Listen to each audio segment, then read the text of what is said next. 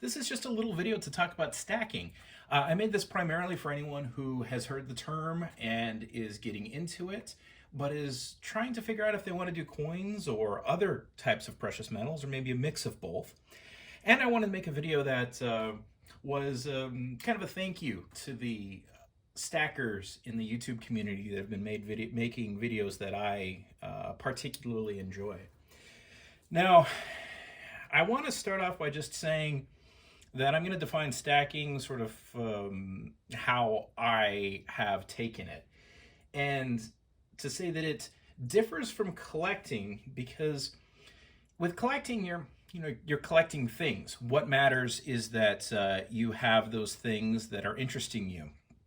And the value of those things can matter less in that you're not doing it for financial security. Whereas with stacking, I consider the whole concept to be that you're kind of saving, but you're saving real money. That is precious metals, which have always been money and will continue to be money. And no matter what happens with our fiat currency, will still be money.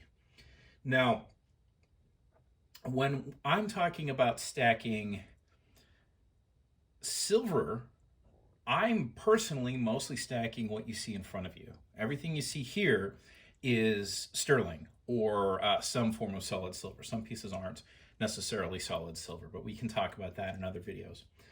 If you have any kinds of questions or anything pops up during the video, make sure to throw in a comment. I can do follow-up videos covering really any piece you see or any kind of topic. I'm enjoying making these little videos, and it's giving me something to do in between folding laundry and feeding children. So I'm going to start talking about this silver in that it is kind of an old form of stacking. And if you go back in American history, at one point banking was kind of hard. It could take you a long time to get to the bank. And when we're talking about people stacking up physical wealth, you would, obviously you're going to be doing that with coins. So we have silver coins here. And coins have some drawbacks.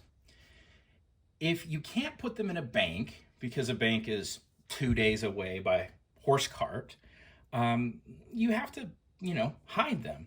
And if they get stolen, well, someone stole your coin. The thief goes down and buys some whiskey with that coin. Well, the person selling the whiskey is going to go, hey, that's a coin. I will take that coin and I'll give you whiskey. They don't necessarily know that it's stolen or would maybe even care. So what were early Americans doing with their silver that they were saving, that they were, you could say, stacking? Well, one of the things they were doing was to turn it into silverware. And if I reach out here, I should have some pieces of early American coin silver.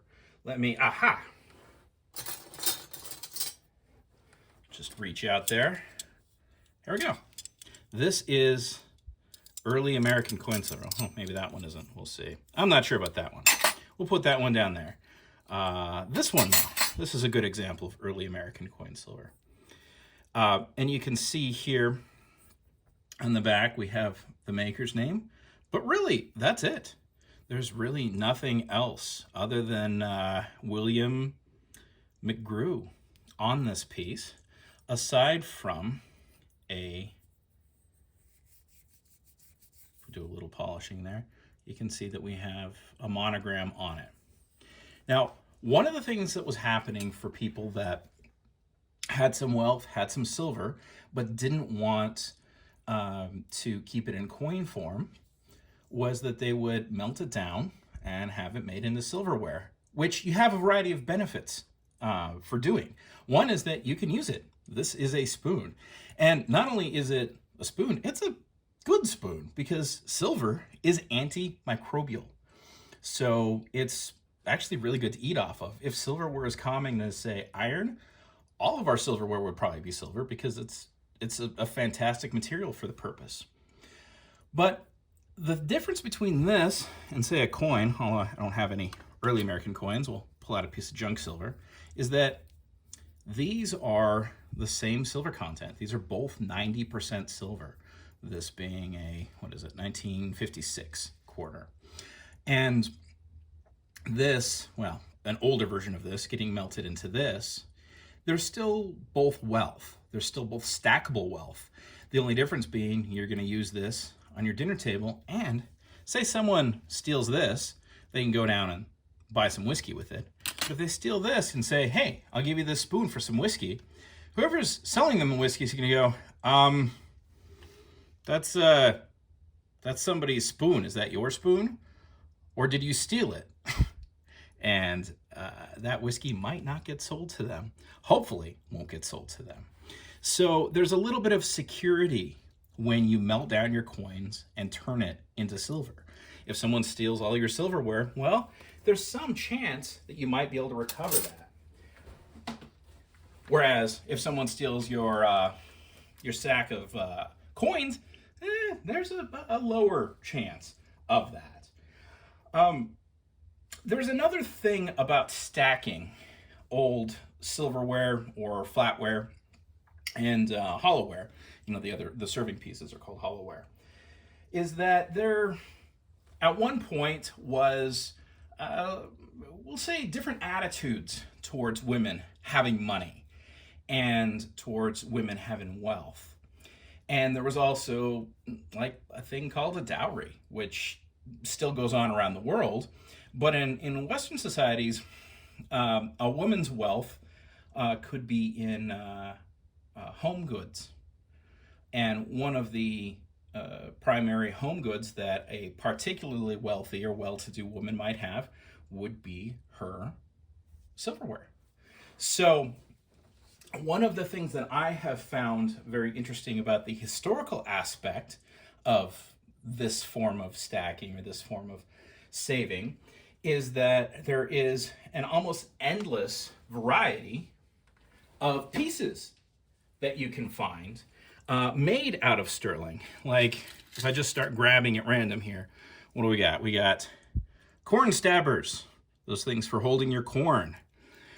We have sterling nut dishes, if you want to serve nuts to your fancy guests.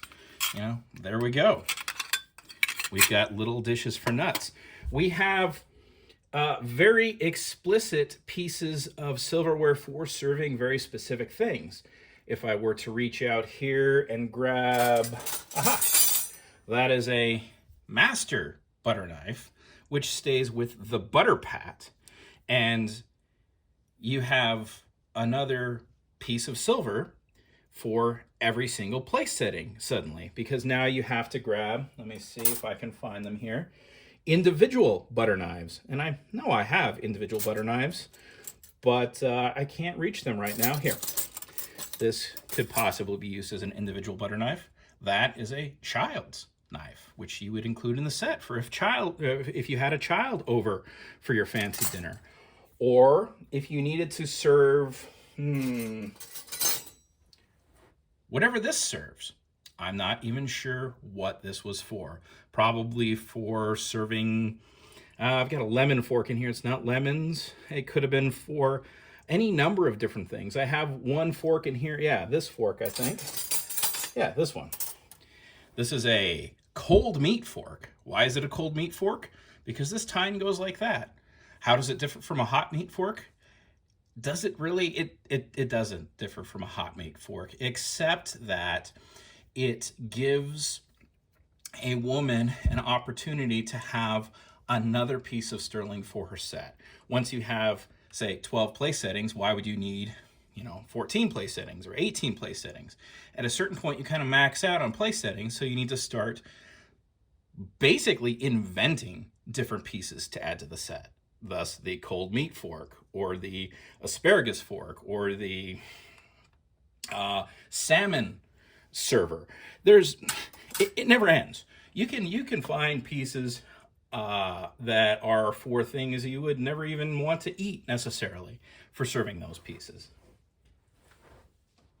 And from my perspective, as someone who enjoys collecting and stacking, it means that I have a never-ending supply of interesting things to look for and learn about when I get them. For example, that little fork that I don't know what it does. As soon as I finish this video, I'm going to go out and figure out what it does, what it was for. Like this one. I'm not sure what this fork's for, but clearly it has some kind of weird little purpose.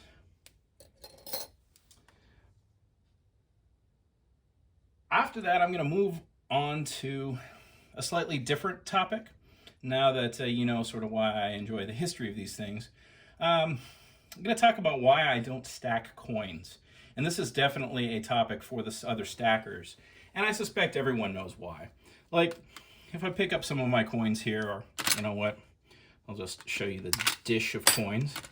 Still moving things out of. So we have a dish of coins. I have some coins and some metals. I'm going to pick them up here. What was it? If I pull something out here, like, yeah, this one. Here's a coin that I like a lot.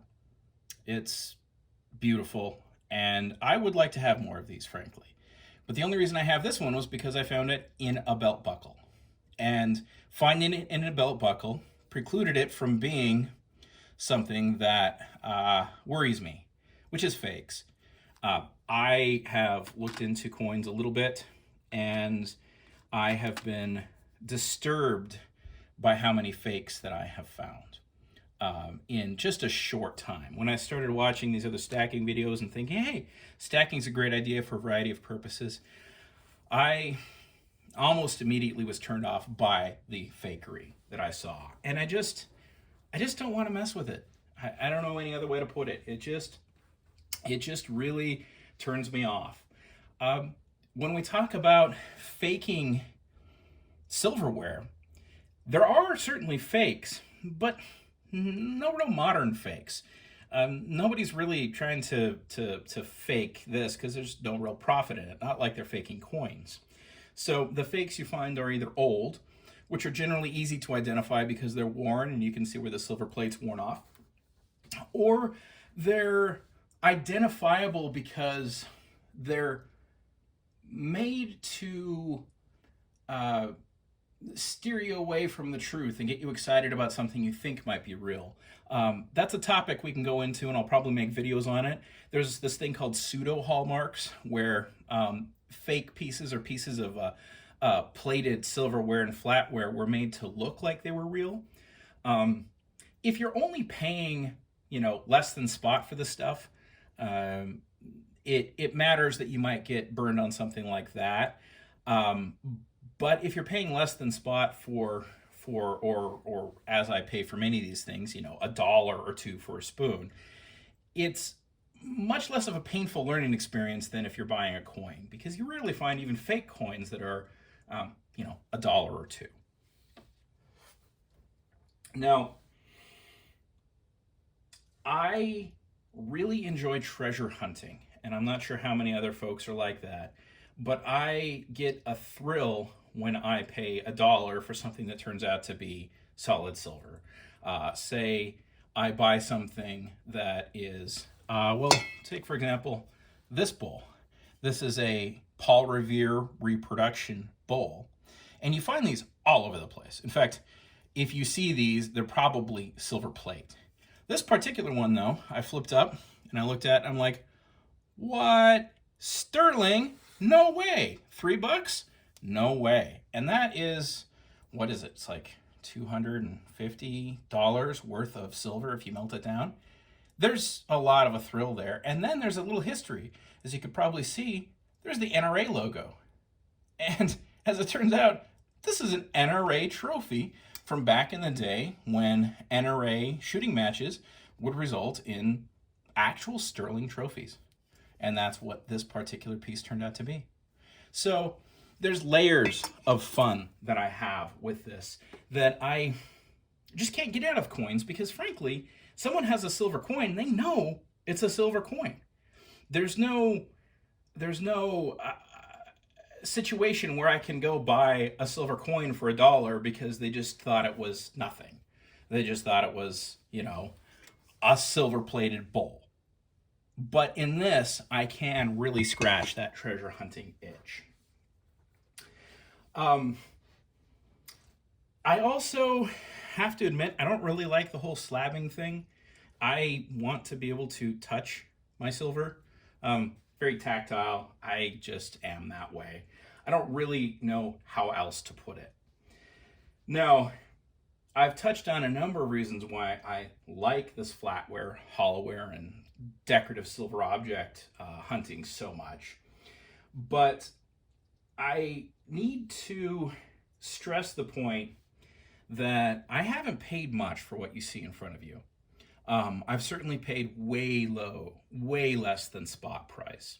So when one of the drawbacks to collecting this type of thing comes around, whereas means I need to sell it, I'm not going to be taking a real hit on anything I paid. I'm going to be very much in the black selling these things. But I don't know that I could do that buying bullion or buying coins. I don't know that I could be buying them and then basically the same day being in the black on it. I'm pretty sure I can't. And I just don't feel as comfortable stacking things that I can't immediately turn around and get back out of for at least what I paid, but preferably more than what I paid. Now, I'm going to touch on one more thing here before I move on to some of the serious drawbacks, which I really want to reiterate for anyone considering stacking things like this. I'm going to touch on jewelry because you'll see little pieces of jewelry here. That's all earrings. I don't know what else we got here. This is rings, for example. Here we have like single earrings. One of the fun things about this kind of treasure hunting is that where you're going and looking for silverware and flatware, you're also going to find jewelry. And the jewelry is kind of a profitable side hustle because the gold is extremely valuable. You know, one little gold chain can be enough money to fund my silver hunting for months. If I just go sell it at the pawn shop, not even like trying to get top dollar for it, just take it down to the pawn shop and sell it. And it's nice to have a side hustle to my side hustle because the truth is I started buying all this stuff because it entertains me while I'm out looking for children's clothing to save money for the family because children's clothes cost an arm and a leg. So technically I'm going to thrift shops to pick up children's shoes and clothes and house goods like brooms or whatever else I might need, and then buying this as a side thing. And then the jewelry is kind of a side thing. I enjoy aspects of the jewelry, and I'll do some videos on the pieces of jewelry that I found that I like. I suspect that other collectors and maybe even stackers will find them interesting, particularly because of the historical aspects. But it's not really a focus of mine. I have not enjoyed it as much, partially because there's a lot more competition and some of the people who are after the jewelry can be a little less fun to deal with than the people that I've run into that enjoy collecting this kind of stuff. Now I want to talk about the drawbacks. If you're watching this video and you're a stacker and you're considering getting into what we have right here, I think the most important drawback to consider is that you are looking at me attempting to figure out what to do with all of it. Storage. Storage is a huge problem. I mean, as we all know, storing large stacks of coins can be a problem, and they stack up quite nicely. Those monster boxes can just kind of go in your safe. But what the heck do you do with all this stuff? Especially some of these hollowware pieces. Like, if we look close at some of the stuff, I'm going to pick up one of my favorite objects, which is also one of my more problematic objects for a variety of reasons. See how big this thing is? I mean, it's huge. You're not going to put that in your safe. And it's also something we'll talk about being problematic in another way. Let's see if I can show you the markings here real quick. Sterling reinforced with cement and steel. So we'll talk about that in a second, but right now we're just going to talk about storage problems. What the heck do you do with all this stuff? And currently this is all out on the table because I've been trying to figure out what I need to scrap, what I need to look into melting down into maybe blocks, what I want to keep and use for Christmas, which is a very pleasurable part of having silverware. For me, at least. No one else in my family seems to care, but I have fun with it. So I'm trying to figure out what exactly to do with it all to keep it secure, to keep it safe. I happen to have a situation where at the moment I'm around all the time and I can have this kind of out, but that's not an option for most people. They're not literally like guarding their silver every day like I effectively am due to my stay-at-home dad nature. So if you're considering stacking like this, you may be needing to look at how do you buy things and then scrap them almost immediately, or how do you buy things and then melt them down into little cubes. Maybe get some sort of rig where you can do that. It's definitely a big consideration that you need to have. Another drawback to this, which is a fairly large one for a lot of people, is that we're not talking about bullion here. I have a couple pieces which are fine silver in the stack, which you'll see in my other videos, but it's all pretty much either 92.5% silver or less. There are pieces in here that are actually less. Like, for example, this right here is a pretty cool looking candlestick, but it's not only got something inside of it that isn't silver, it's not solid. It's also, I don't know if I can find the marking here real quick. Ah, there it is. It's also 800 silver. So this is only 80% silver, and the whole thing isn't silver. So if you're a stacker and you want to know how much silver you have, the answer to that question is, I don't know. That other big piece you saw here, like this one, you know, we're looking at a lot of silver, but this whole piece right here, and you'll see in my videos, these weighted pieces, this is full of cement and steel. How much silver is in this? I don't know. A lot? How much is it worth? I don't know. Quite a bit, probably. Do I need to completely wreck it to find out how much it's worth? Yes. Does that also reduce the overall value of it as an object that might be usable? Yes, very much so does. So you'll end up, if you're stacking in this way, looking at a piece and going, okay, what on earth do I do with this? This can't go in my safe.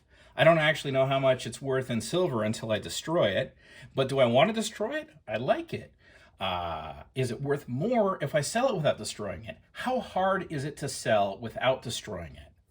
And these are pretty big questions. I think a lot of people probably don't want to mess with a lot of these kinds of questions. For me, the treasure hunting aspect outweighs all of that, or at least has outweighed that up until recently when I've got this stuff coming out my ears and I'm trying to figure out what the heck I'm going to do with all of it. So if you're considering stacking in this fashion, the silverware, that's pretty compact. You can actually stack up some pretty good silverware without too much trouble, especially some of the more like little bit modern stuff. Like this stuff is pretty solid. I mean, these things are chonkers. I think these are like an ounce each, and they're just a general spoon. So I mean, like each one of these is almost a whole, you know, Morgan, basically, if you were to melt these down. So this kind of stuff, not such a hard thing to stack. A little bit. It's a little annoying when you get a bunch of it, but it's not so bad. But like, I mean, look at this thing. That's silver up there, but that's not. How much silver's in that? I don't know. Is there silver inside the stem? It's kind of hollow. Good question. So when you're stacking this stuff, just take that into consideration. Also, take into consideration, you might get attached to a piece that you then are you stacking it, really? You might have coins that you're attached to that you're not going to get rid of. But when you have like a spoon that you enjoy using at Christmas, is it really a stacked object anymore? Is it even really a collected object anymore? At that point, it might be something that you're just going to keep forever. And if you're just going to keep it forever and you can't part with it, is it worth anything? An object is only worth what it's worth when you sell it. And that is a big consideration for some of these things. Last thing I will finish out with is the time investment. Now, I am a stay-at-home dad, so I have the luxury of being able to pop into thrift shops and garage sales nearly every day, 3, 4, 5 times a week sometimes. I'll pop into the thrift shops. And there's other people looking for this stuff. And they will see it and they'll get it before you do if you don't happen to walk in when they're putting it out. So learning the patterns of how your thrift shops work, making friends with people at the thrift shops, being personable and friendly at garage sales, being able to ask people, hey, do you have any silverware that's coming out? Being able to ask people about these things and being interested in them. Folks will always be more inclined to sell something to you if you're interested in it. Remember, people like their stuff by and large, and if they like their stuff, they will like selling their stuff to someone else who likes their stuff. So if you can be personable and clear about that, you end up with a lot more of these things. And that's how I got a lot of these things, honestly. I'll go into a thrift shop and they'll say, oh, hey, Caleb, look, this thing came out.